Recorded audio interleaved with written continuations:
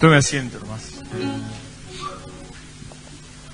Donde sea que haya, que tenga o que viva un impedimento, un imposible, declare y crea que hay libertad en la casa de Dios. Donde las cosas se le pongan difíciles, donde tenga conflicto a su alrededor.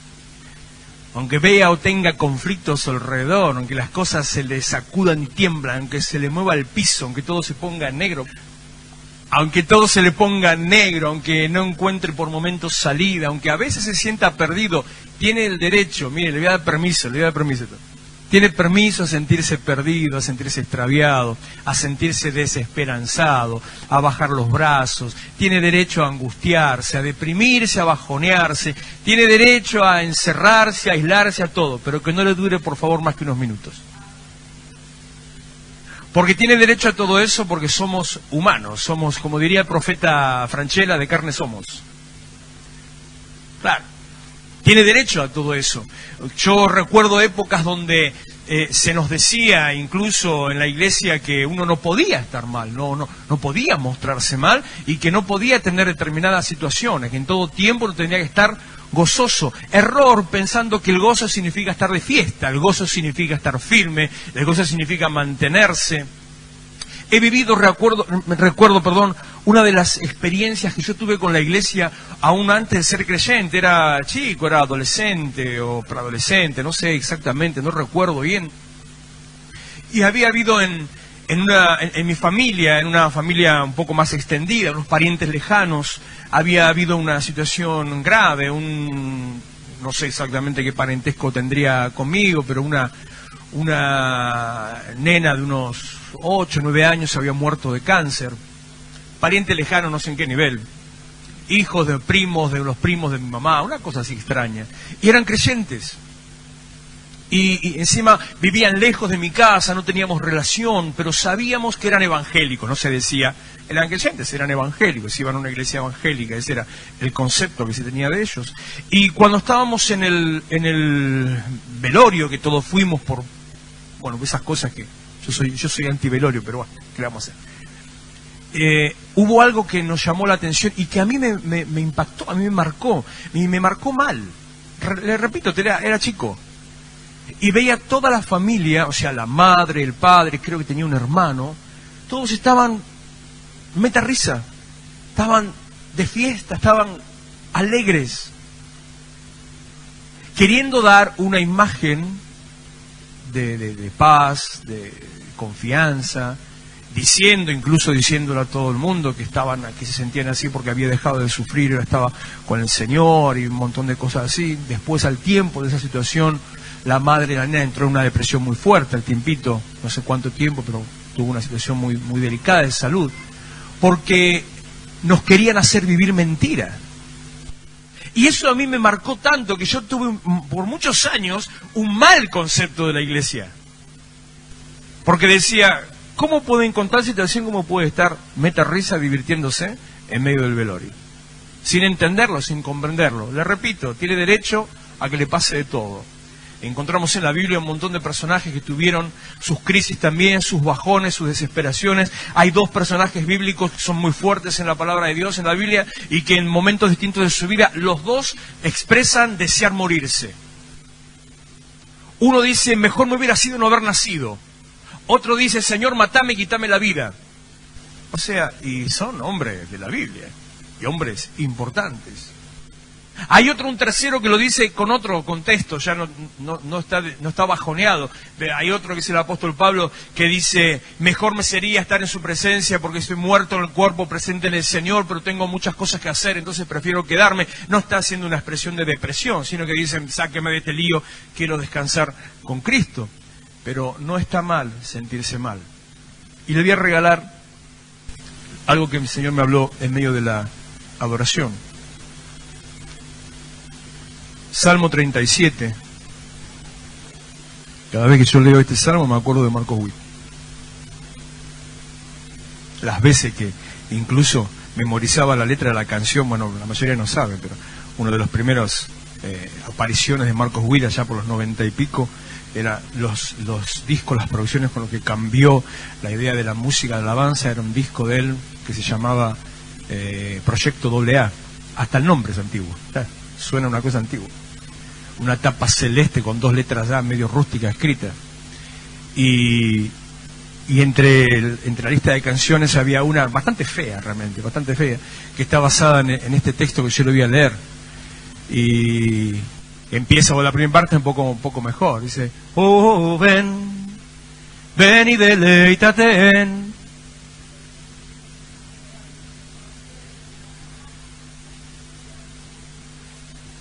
¿Cómo sigue? Confía solo en Él. Esto es el versículo 4. Espera solo en Él y Él hará. Ta, ta, ta, ta, ta. Oh, ven. Mati, las cosas que te salvaste vos. Pero me acuerdo cuando empieza en la introducción de ese coro, de esa canción, Marcos Witt dice en el disco, dice la Biblia en el Salmo 37, verso 4. Y a mí toda la vida me quedó grabado, y a veces no encontraba el pasaje y me acordaba de la canción, y así iba el pasaje. Y es una palabra que, si bien no es lo que quiero predicar, pero sí es lo que el Señor me habló y se lo quiero compartir. Versículo 1. No te impacientes a causa de los malignos, ni tengas envidia de los que hacen iniquidad, de todos aquellos que se están llenando de plata con el aumento del dólar, de todos aquellos que tienen bolsitos con dólares guardados en su casa. No se preocupe, no se inquiete, no tenga envidia, porque como hierba serán pronto cortados, y como la hierba verde se secarán. Acá está empieza el pasaje de la canción. Confía en Jehová y haz el bien, y habitarás en la tierra, y te apacentarás de la verdad. Deleítate a sí mismo en Jehová, y Él te concederá las peticiones de tu corazón. Encomienda a Jehová tu camino, confía en Él, y Él hará. Exhibirá tu justicia como la luz, y tu derecho como el mediodía. Salmo 62, eso hasta ahí nomás. Salmo 62. También se lo regalo. Póngale un moñito, anótese. Escríbalo por ahí. En Dios solamente está callada mi alma. De Él viene mi salvación. Él solamente es mi roca y mi salvación. Versículo 5. Alma mía, en Dios solamente reposa, porque de Él es mi esperanza. Él solamente es mi roca y mi salvación. Es mi refugio, no resbalaré. En Dios está mi salvación y mi gloria. En Dios está mi roca fuerte y mi refugio. Esperen en Él todo tiempo, oh pueblos. Derramen delante de Él su corazón. Dios es nuestro refugio.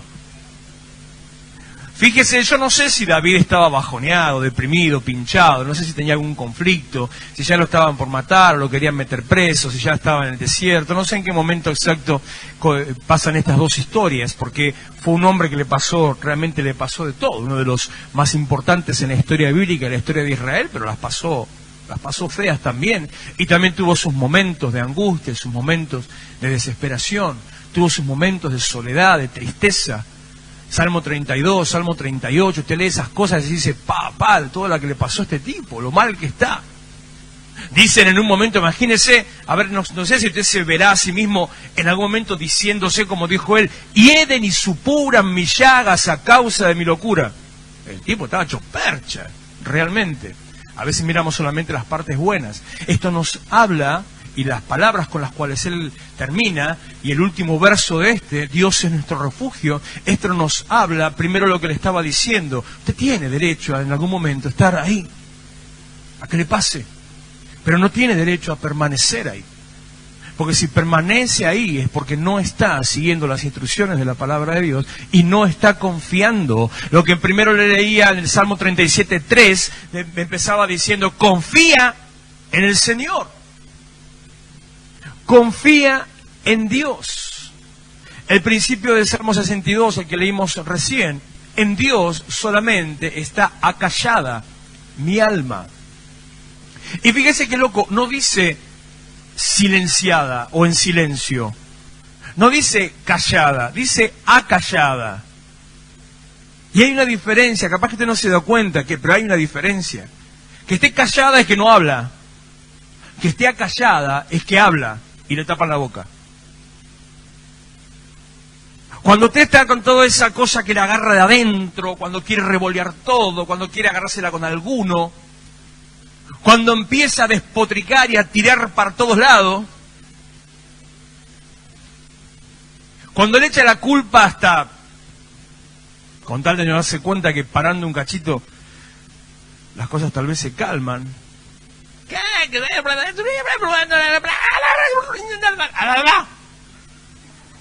¿Qué te pasa? ¿Qué? ¿Usted no habla en ese idioma de vez en cuando? ¿A vos te parece? Y ahí póngale el nombre que quiera. Póngale fulanito, Antonio, Anastasia, Rodrigo, Pepe, papi, el nene. ¿A vos te parece? Ayer le digo a uno de los míos, miren. Desapareció de la casa, desapareció, así, desapareció. Apareció a última hora, al último momento. Entonces, simplemente, bueno, ya antes le había mandado un par de mensajes, ¿dónde andás? Aparece a último momento. Cuando llega lo miro, hago este gesto. ¡Vos también, pará!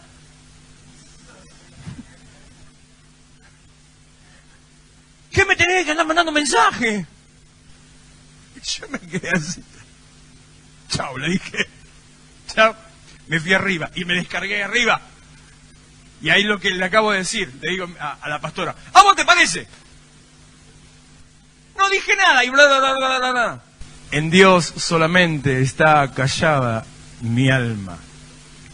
Los momentos de crisis son para ir, meterse, esconderse en la presencia del Señor. Los momentos de angustia son para buscar al Señor. Cuando dice Juan capítulo 4, cuando habla de ese momento que Dios busca, el momento de la intimidad, que dice, Dios tales adoradores busca que le adoren, los que le adoran en espíritu y en verdad. Utiliza Juan 4, versículo 23 y versículo 24. Usa una palabra, le voy a tirar un montón de cosas y voy a terminar apenas con el concepto del mensaje que tenía preparado. Utiliza un montón de palabras y una palabra muy particular de griego, que es la que se traduce adoración, que significa, tiene varios sentidos, varias aplicaciones, pero cuando uno hace un estudio de la época, o sea, un estudio en el contexto, en qué contexto esa palabra se usaba, entonces se define, la palabra adoración se define de dos maneras. Una se define como postración, o sea, tirarse al piso en reconocimiento de la grandeza de cuando uno se está reconociendo o adorando incluso si quiere una imagen, para que tenga idea, el postrarse y el reconocimiento. Otra expresión, otro uso que se le da a esa misma expresión, es la que habla, dice literalmente así, la actitud del perro con su amo. Actitud, así lo define el diccionario, actitud del perro con su amo.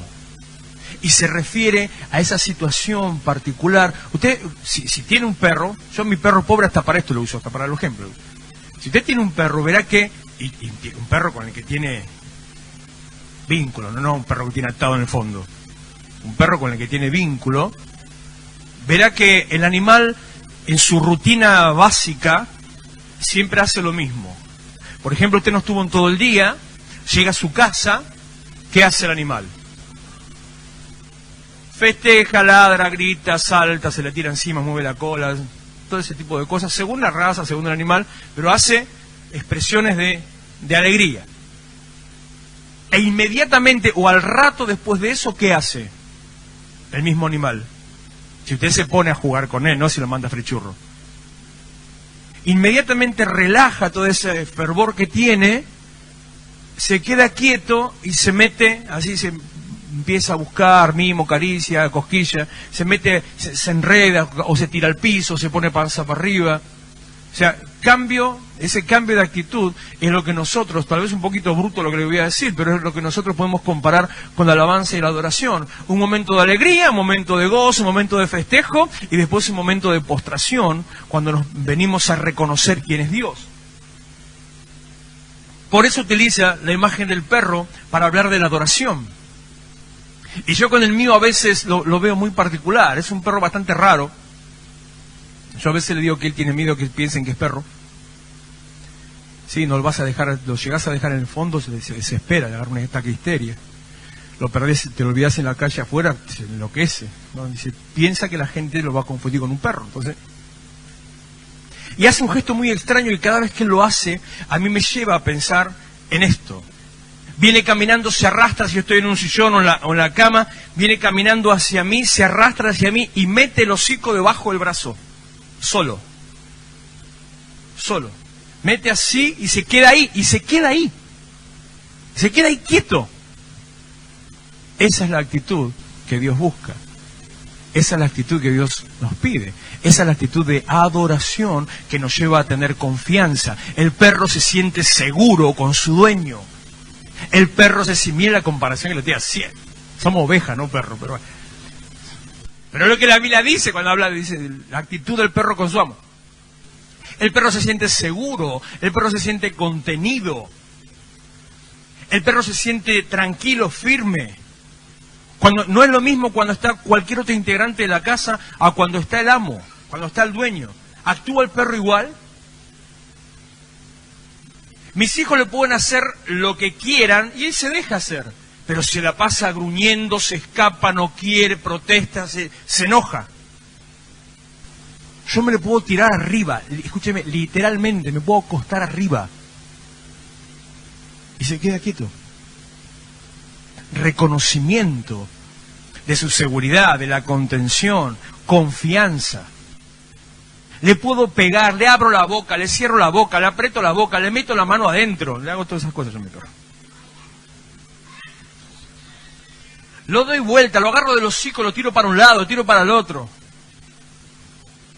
Lo levanto, anoche subo muy tarde, muy cansado, me voy a acostar, eran como casi las 2 de la mañana, y lo veo al tipo muy cómodamente, en la cama, en mi lugar, espatarrado ahí. Muy cómodamente. Entonces subo y le digo, ya, correte, ni 5 de bolilla. Alguien dijo una vez que el perro tiene todas las palabras menos baja. Nada, ni se mosqueó. Digo, salí, nada. Lo agarro de las 4 patas así, como si fuera cuando te va a hacer un corderito al asador, al espiedo. Lo agarro así. Y así como lo agarré las 4 patas, así lo pongo en el piso. Y lo suelto. ¿Sabe qué hizo? Nada. Siguió como estaba. Siguió en la misma. Actitud de confianza, actitud de seguridad, actitud de contención, actitud de protección. Todo eso significa tener confianza en Dios. Todo eso significa postrarse delante de Él y adorar. Todo eso significa, ponerme de vuelta al Salmo 62, el final del Salmo 62, el versículo 8, perdón, no era el final, que dice, Dios es nuestro refugio. Estamos pasando, y ayer hice mucho hincapié en eso, estamos pasando tiempos difíciles, estamos pasando tiempos de zozobra, de temor, de inseguridad, o sea, todo lo contrario a esta actitud del perro confiado. No sabemos hacia dónde ir, a dónde dirigir, no sabemos qué va a pasar. Vemos lo peor que le puede pasar a una persona, estar bajo la autoridad o cobertura de alguien y ver que ese alguien que es su cobertura o autoridad no sabe qué hacer. Es lo peor que le puede pasar. Por eso, solamente haciendo una referencia a la situación actual desde la política, ¿por qué hay tanta inestabilidad, tanto nerviosismo? Los mercados, las empresas, la gente. ¿Por qué? Porque miran al gobierno y no saben qué cuerno hacer. Entonces eso te genera más inestabilidad. Es como cuando a veces hago un comentario, cuando me hablan algunos varones, me hablan de la sujeción, o les hablo a algunos rebeldes sobre la sujeción, Y cuando algunos reclaman o piden determinada actitud de sujeción de parte de otros, ya sea un líder de una persona, de un discípulo, o incluso en la casa, hombres que exigen sujeción a sus mujeres, maridos que exigen sujeción a sus esposas, suelo dar un ejemplo que nunca les gusta. Entonces digo, si vos sos alpinista o te gusta el alpinismo y te gusta, no es mi caso, pero si hace alpinismo, incluso ahora se puede hacer en forma, hay lugares acá en Buenos Aires donde hay el escalado, ¿no? Cuando uno hace alpinismo sube con todo su equipo, tiene un arnés, tiene una soga atada al arnés y empieza el ascenso, clava un gancho, pasa la soga por ese gancho, empieza a subir, después ese mismo gancho se convierte en un escalón porque se para en ese gancho y así sigue subiendo. Va fabricando sus propios escalones en base a ganchos de acero que clavan la piedra y ahí afirma la soga por si se cae para estar aferrado. Más o menos conocen, ¿vio alguna vez una película, un documental, algo así? ¿Qué pasaría o qué haría usted si está subiendo hacia una montaña y el gancho que clavó está flojo? ¿Se agarra de ahí? ¿Pone la soga ahí? ¿Se va a parar ahí? Esa es la práctica de la sujeción. Uno se sujeta a lo que está firme, a lo que está seguro. Y por ahora me voy a poner en bíblico mangélico, a lo que está firmado a la roca. Si vos ves, apenas lo tocas y se mueven, pará, que se pare otro ahí. Entonces, cuando uno reclama sujeción, tiene que primero estar afirmado, estar seguro, para que otro se pueda sujetar. Eso es lo que está pasando hoy políticamente. Todo el mundo está desbandado porque no ve señales de seguridad, no ve señales de confianza, no ve señales de una dirección. Y peor todavía, y no es porque me quiera meter en política, sino que estoy usando esto para nuestras vidas. Peor todavía, aquellos a los que uno ve perdidos, no se le ocurre mejor cosa que decir, vamos por el buen camino. Y vos lo ves que está perdido. Y dice, estamos seguros de seguir el mismo rumbo. Y sería bueno si alguien le pregunta, bárbaro, ¿qué rumbo? Ese.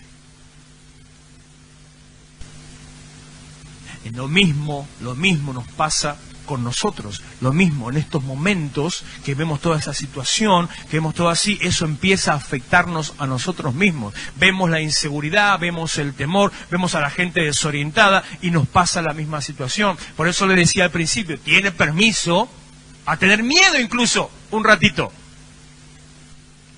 miedo más que nada, un ratito. El miedo es puerta abierta a conflictos mayores. El miedo es base de fe. El miedo es la llave a la condenación. El miedo es la llave a los peligros. Cuando usted tiene miedo y lo cree, prepárese porque empiezan todas las cositas a venir. No abra las puertas del temor nunca en su vida. Nunca. El miedo puede tuve una experiencia hace unos años con un joven que por años estuvo marcado por sensaciones de prácticamente lo que hoy se llamaría tal vez ataque de pánico o no. No podía salir a la puerta de su casa, un joven, no se animaba a estar delante de gente o de mucha gente. Si estaba delante de gente y había tumultos o había griterío, se ponía mal, se angustiaba y le agarraba esa sensación de angustia y de impotencia. Y sumergidos y ahí metiéndonos dentro de todo, orando o haciendo todo lo que es un trabajo de sanidad interior, apareció el origen. Cuando tenía 8 o 9 años, pasó una situación en su casa que no fue grave, pero dice que, no sé exactamente cómo habrá sido el origen, dice que llega de golpe la policía a la puerta de su casa. Y su papá, que era una persona de autoridad o responsable, qué sé yo, no pasó nada con él, no pasó nada en su familia, no pasó nada con el padre. La policía fue a buscar a su padre porque necesitaban que estuviera presente no sé dónde. Y no había nadie en la casa. Estaba solamente el padre con su hijo. Y llega la policía y el tipo se ve que, claro, no le dio la cabeza para decir, no, mira, no puedo estar nene solo. desesperación, sirena, qué sé yo, mira, quédate acá, yo enseguida vengo. No, no te vayas, quédate acá, yo vengo. Y se fue. Y lo dejó solo en medio de toda la inseguridad. Por años estuvo con ese agujero y con temor, porque se sintió en un momento desnudo, inseguro. El temor abre puertas mucho más graves. Cuando uno es inconsciente como un chico se permite, pero nosotros no permitamos eso. No tenga temor a las situaciones actuales, no tenga temor a qué va a pasar con su futuro. Su futuro no depende de un gobierno, su futuro depende de Dios y la actitud que usted tome con Dios. Su futuro no depende de una medida política, una medida económica. Su futuro depende de que usted haga las cosas que Dios le manda por hacer y que usted se meta y camine por el camino del propósito de Dios. No importa lo que pase alrededor. No importa la situación que se viva, dólar alto, dólar bajo, cambio de ministros, cambio de gobierno, no interesa, no importa. Si usted está parado, si está firmado, si está clavado, metido en la roca realmente, si usted se sujeta a la roca, haciendo la comparación de Pedro que dice la roca, que es Cristo, no importa lo que le pase. A ver, se lo repito, no importa lo que le pase. Puede estar y seguir confiado en que Dios va a tener una manera para sacarlo de esa situación. Y en que, como dice el Salmo 91, ya se lo tiene que saber de memoria, caerán a mi lado 1000 y 10.000 a mi diestra, pero ¿qué pasa? No me va a llegar. Pero tiene que creer que no le va a llegar. ¿Cómo se sale de un ataque de pánico? Tiene que ir al médico, tiene que ir al psicólogo, capaz que el psicólogo lo manda al psiquiatra, le da un par de antidepresivos, un montón de otras cosas más, capaz que lo manda a terapia. ¿Sabe cómo se sale de un ataque de pánico? Cuando está temblando, angustiado, cuando se le corta la respiración, cuando está encerrado así, quieto ahí, empieza a leer o a recitar, a mí no me llegará. Se ahorra lo del psiquiatra, lo del psicólogo, se ahorra los antidepresivos, se ahorra todo. Ay, pero eso es muy fácil, ¿no? Eso es muy fácil. Es así. Es así. Agárrese fuerte a la palabra de Dios.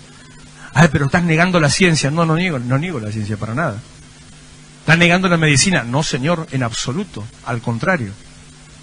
Pero hay situaciones que ni siquiera cuando uno se toma firme, tienen salida.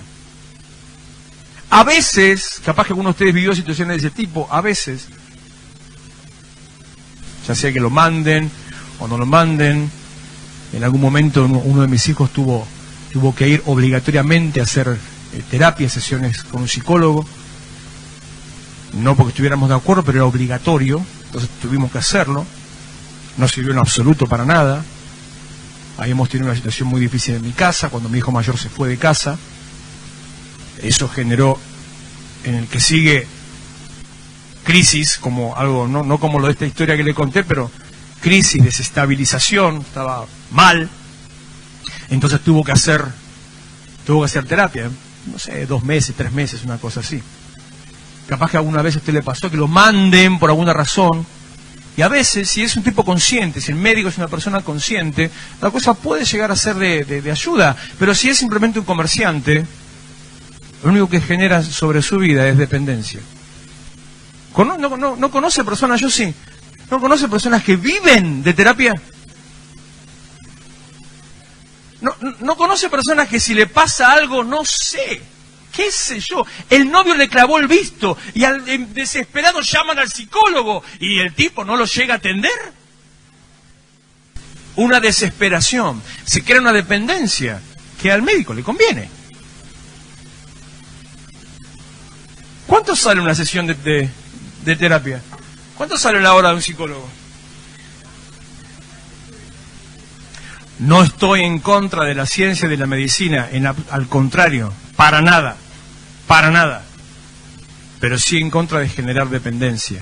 Confíe en Dios. Él es su refugio, Él es el que nos quita de las situaciones de temor. ¿Cómo salimos de estas crisis? ¿Cómo salimos de lo que está pasando ahora? ¿Cómo hacemos para que en medio de esta situación seamos prosperados, seamos bendecidos? ¿Cómo hacemos para que no nos afecte? ¿Cómo hacemos para que no nos tire hacia abajo, sino que al contrario, terminemos nosotros mismos, en medio de la crisis, en medio del dolor, en medio de la angustia, en medio de la tiniebla, en la desesperación, terminemos siendo nosotros los generadores de cambio, los transformadores, los que seamos un canal para sacar a otros de la desesperación. Porque yo le permito, le digo que tenga unos ratitos así de bajón. Pero el que no tiene a Cristo, no tiene una salida para tener un ratito de bajón. Pone un montón de excusas y busca un montón de caminos alternativos que le duran un tiempo. Terapia, salidas, si es alguna persona de nivel económico, compras, promedio. No se me van a enojar con lo que voy a decir, Van a la peluquería.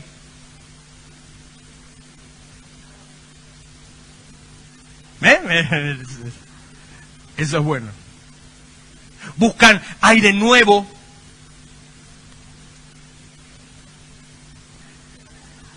Van a jugar la pelota, después se rompe la rodilla. Se buscan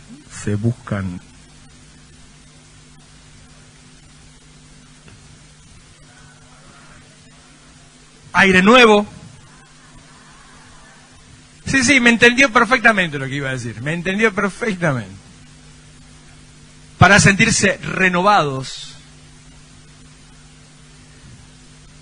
Después termina cantando, ¿cómo es la de los cuatro juntos? ¿Cómo es esa? ¿Cómo se llama? ¿Cómo es? Felices los cuatro, es eso. No nos desviemos porque ahí vamos a la otra situación, que es todo este mambo nuevo de identidad de género y demás, que es lo que nos lleva a eso, pero eso es para tratar en otro momento. Es más, estamos viendo la posibilidad de poder hacer una charla con algún profesional sobre cómo enfrentar esas situaciones. Estamos buscando opciones para saber enfrentar esas situaciones desde lo legal y también incluso desde lo psicológico, de cómo podemos hacer para evitar que eso perjudique nuestra vida, nuestra casa, nuestros hijos. Porque así como decíamos el otro día, ¿te acordás que no se puede ir a la escuela a hacer determinadas cosas? La escuela sí a veces hace cosas que terminan dañando a nuestra familia y eso no se puede permitir. Pero volviendo al tema, porque eso es para cortar largo y tendido por otro lado, ¿cómo hacemos nosotros con aquellos que no tienen salida, que no encuentran un camino alternativo, que buscan en cualquier otro lado, que no saben ir hacia Dios? Decía anoche, lo dije varias veces, creo firmemente, estoy convencido, anhelo el momento, sueño con ese momento. Algunos me han dicho ayer, incluso no me dijo, pero eso no es bíblico. Sueño con el momento de que la iglesia no tenga que evangelizar, en que se termine, que ya no haya que andar llevando palabra a la gente. Sueño con el momento en que la iglesia se levante de tal manera, sea de tal forma un referente, sea de tal manera como dice el libro de Mateo capítulo 5, sea luz para alumbrar y para que los demás le den gloria a Dios, de tal manera que en estos momentos de desesperación la gente solita busque la iglesia, sola. Hoy la gente no cree en nada, descree totalmente, y lo que tiene que ver con nosotros es culpa de la iglesia. Culpa de la iglesia.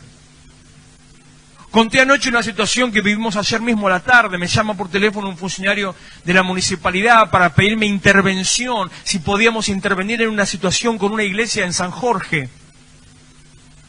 Porque llaman de la iglesia a pedir ayuda porque tenían gente que le estaban violentando la iglesia. Y por supuesto enviaron ayuda a aquellos que estaban violentando la iglesia. ¿Qué pasó? En realidad cuando llegan al lugar no había gente violentando la iglesia. Lo que pasaba era gente que estaba harta del show y el escándalo y de la música, todo lo que da de la iglesia. Y estaban haciendo un piquete para que bajen la música o para que cierren la iglesia. ¿Tiene razón? No, pero no es la manera de hacer exponer el evangelio. A los golpes, a la fuerza, teatro, ahí vas a escuchar el versículo. Escuchaste a Marcos Witt. O a algunos peor, o a Apolo Negrete, o a cosas de eso, que lo que le gusta a aquella gente de allá. No es la manera. La iglesia echó a la gente de la iglesia. Usted sabe que capaz que escuchó alguna vez y le gusta un poquito la historia, las cosas así un poco viejas. Hace 100 años, sobre la Tierra, hubo una situación que hoy es histórica, muy fuerte, que fue un cometa que pasó cerca de la Tierra. 1910. ¿Conoce la historia? ¿Sabe algo de eso? No. ¿Sí? ¿No? Bueno. La gente no conocía mucho de ciencia, era bastante ignorante en los eventos astronómicos. Se levantaron, como siempre se levantan los profetas del fracaso y los profetas apocalípticos, como siempre se levanta todo. ¡Nos morimos! Se pierde todo, el dólar, mirá dónde está. Siempre pasa eso. Entonces, entre la desesperación, la ignorancia y el cometa que empezó a pasar, la gente en la desesperación se mataba. Y muchos, miles, ¿saben qué hacían? Iban a golpear la puerta de las iglesias, 1910, a pedir perdón por sus pecados, para estar en orden delante de Dios, porque venía el fin del mundo. 1910, 108 años atrás. Hoy eso no pasaría. Avance tecnológico, avance en el conocimiento, un montón de otras cosas más. Hoy la gente no pensaría que Dios me guarde. Hoy la gente no iría a la iglesia a pedir perdón por sus pecados, porque la gente no cree más en la iglesia. Entonces tenemos que cambiar la imagen que la gente tiene de la iglesia. Me enteré anoche con el evento del Día del Niño, el sábado pasado, nos ganamos un enemigo más. ¿La que tenemos poco? La Secretaría de Cultura, la Dirección de Cultura de la Municipalidad, está celosa. No, sí que fueron invitados. Está celosa porque los eventos que ellos hacen no va nadie. Eso es lo que tiene que pasar para cambiar la imagen de la iglesia en la sociedad. No digo provocar celos, sino mostrarse como una alternativa. Parece que estuviera haciendo yo campaña política. Mostrarse como una alternativa. La única manera de salir de la crisis. Ahí le ponen el nombre de fulanito, vote a Pirulo y ya está. Cierra bien, como eslogan cierra bien. Ahora yo te digo, no, confíe en el Señor. Confíe solamente en Dios.